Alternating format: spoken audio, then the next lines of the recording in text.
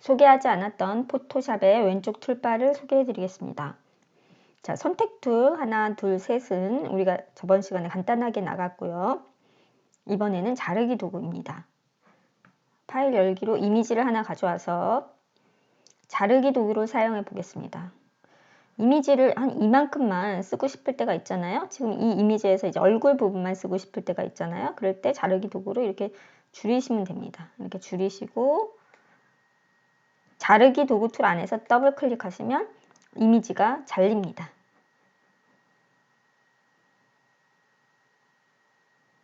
컨트롤 Z. 그리고 프레임 도구입니다. 2019 버전에서 포토샵 2019 버전에서 새로 나온 메뉴인데 우선 새로 만들기로 새 파일을 만들어 주겠습니다. 이것은 뭐 인터넷상에 프로필 사진 넣을 때 좋은 기능으로 생각이 됩니다. 먼저 프레임을 하나 만들고요. 이 프레임 안에 이미지를 드래그 앤 드롭으로 집어넣어야 됩니다. 불러오기로 집어넣으면 안 되시고 드래그 앤 드롭으로 이렇게 집어넣으시면 이렇게 나오는 것입니다. 레이어 생성이 되고요. 이렇게 생성이 되고요. 프레임을 만드시는데 Shift를 누르고 만드시면 정사각, 정원이 됩니다. 하시고 여기도 마찬가지로 이미지를 집어넣고 이 프레임 안에 집어넣고 싶은 이미지를 드래그 앤 드롭으로 가져오시면 됩니다. 이쪽에서 이제 레이어가 생기는데 우측은 이미지 사이즈를 조정할 수 있고 왼쪽은 프레임 사이즈를 조정할 수 있습니다. 우측을 선택을 하고 우리 사이즈 조정하는 건 뭐였죠? 에디트에 편집에 자유 변형 툴이었죠? 사이즈를 줄이거나 늘려서 사용할 수 있습니다. 줄이면 이제 프레임이 꽉 차지 않기 때문에 좋지 않고요. 이렇게 늘리고 싶을 때 사용할 수 있습니다.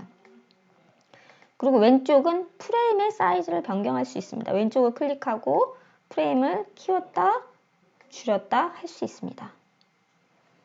프레임 도구의 서브 옵션에 사각을 선택을 해서 만드는 것도 마찬가지입니다. Shift를 눌러서 드래그를 하면은 사각이 정사각이 되고요. 이렇게 마찬가지로 이렇게 드래그 앤 드롭을 하면 사각 프레임 안에 이미지를 넣으실 수 있습니다. 위치를 잡아주고요. 자, 이번에는 스포이드 툴입니다. 스포이드 툴은 샘플 색상을 얻는데 사용하는 툴입니다. 그러니까 제가 노란색이 마음에 들어서 클릭을 하면 정경색에 이제 스포이드 툴로 클릭을 한 색깔이 나옵니다. 정경색에. 그래서 원하는 색을 클릭을 한 다음에 이것을 붓으로 바꿔서 원하는 색을 작업을 하실 수가 있습니다.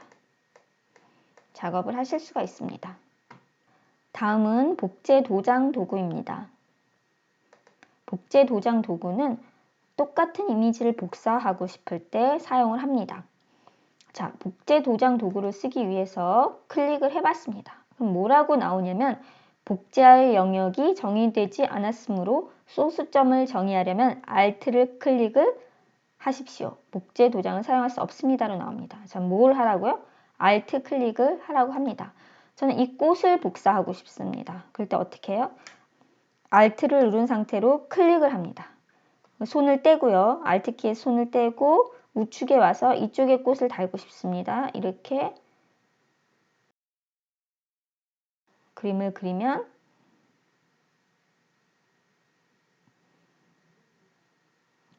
꽃 하나를 복사하실 수가 있습니다.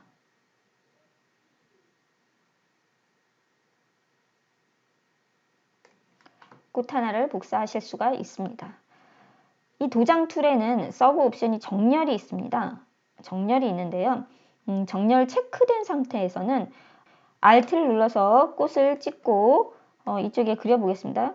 마우스를 클릭, 클릭, 클릭, 클릭, 클릭, 클릭, 클릭 해서 하면은 이 꽃 하나가 복사가 될 것입니다.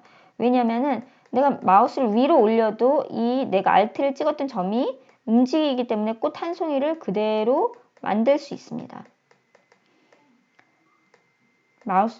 마우스를 떼도요. 마우스 클릭, 클릭, 클릭 작업하셨을 때 얘기입니다. 마우스를 클릭하지 않고 드래그로 계속 그림을 그렸을 때는 정렬을 체크 하나하나 똑같은 결과를 얻게 됩니다. 이제 정렬을 한번 체크해 보겠습니다. 정렬을 체크하고 Alt로 소수점을 똑같이 동일하게 찍어서 이제 이쪽에 복사를 해 보겠습니다. 클릭, 손 떼고 클릭, 손 떼고 클릭, 손 떼고 클릭, 손 떼고. 자, 뭘 말씀하시는지 아시겠죠? Alt로 찍었던 지점이 계속 반복해서 나오는 것을 알 수 있습니다. 자, 정렬을 체크하고 싶을 때가 있고요. 정렬을 체크 해지하고 싶을 때가 있는 것입니다. 그래서 서브 메뉴 정렬을 체크하든가 체크하지 않아서 필요한 작업을 하시면 되겠습니다.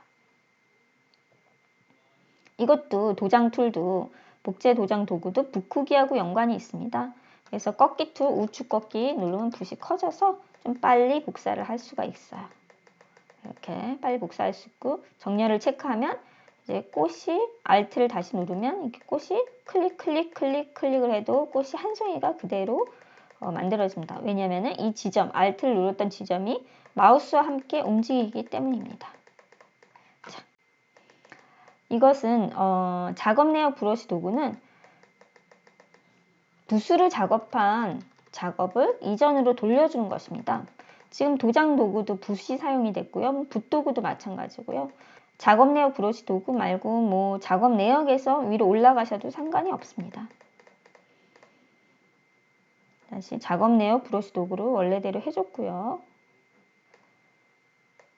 그 밑에 있는 미술 작업 브러쉬 도구는 잘 사용하지 않는 도구입니다. 그다음 지우개 도구요. 지우개를 지우면 후경색이 나옵니다. 정경색, 후경색이 있을 때 후경색이 나오고요. 두 번째 배경 지우개 도구로 지우면은 셀로 판지가 나옵니다. 이 레이어의 기본입니다. 셀 판지가 나옵니다. 여기 자동 지우개 도구는 내가 클릭한 부분하고 비슷한 색감이 한꺼번에 지워지는 것입니다. 상단에 인접을 체크 해제하면 좀 광범위하게 이미지를 지울 수 있습니다. 파일, 되돌리기 해서요. 자, 그라디언트 도구. 이거는 말씀드렸죠. 전경색, 후경색이 있고요. 기본이 클릭 드래그를 하면 그라데이션이 만들어집니다. 여기 선형 그라데이션도 있고요. 원추 형태 그라데이션도 많이 쓰입니다.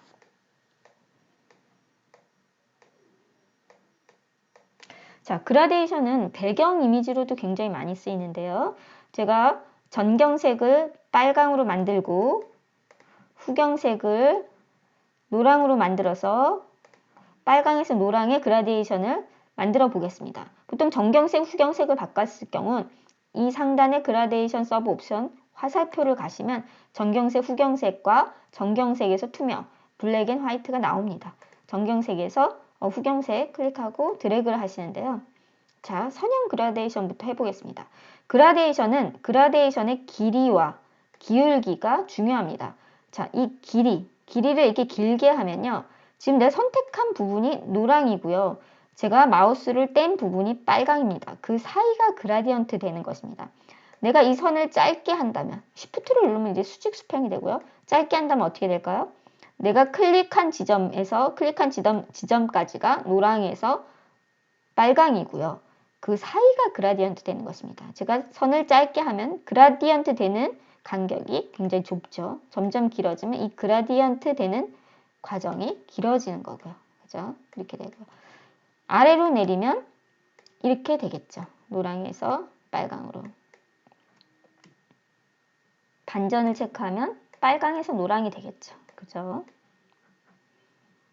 자, 기울기도 중요합니다. 기울기를 사선으로 해보겠습니다. 역시나 이게 사선 방향으로 그라디언트 됩니다.